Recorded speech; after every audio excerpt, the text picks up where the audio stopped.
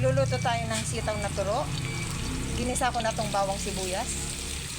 Ngayon, lagyan natin ng konting bagoong.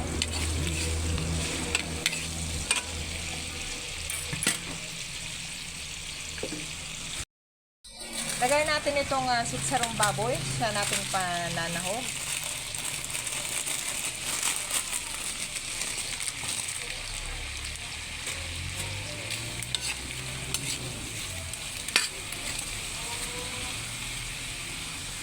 Lagay na natin itong sitaw na buto.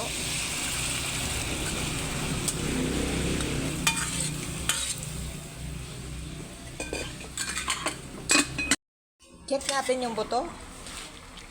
Pre-measure ko to kanina guys para malambot.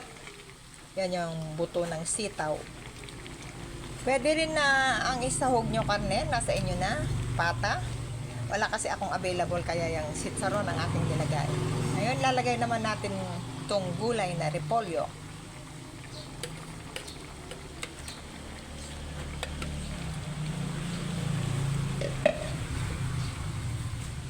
Lutuin natin. Ayan, maglalagay tayo ng konting pampasarap.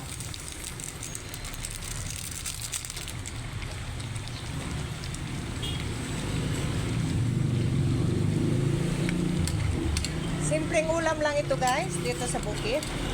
Wala na akong maisip na piluto. Ito lang ang available. Tikman natin.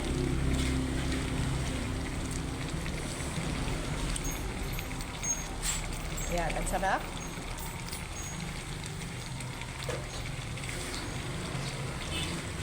Mga ilang minuto lang. Pwede na to.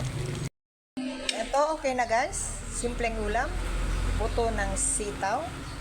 At saka repolyo. Yung sinahog ko to, sitsarong baboy. Yan. Ito ang aming ulam ngayon. Simpleng ulam. Magandang hapon sa inyong lahat. Hanggang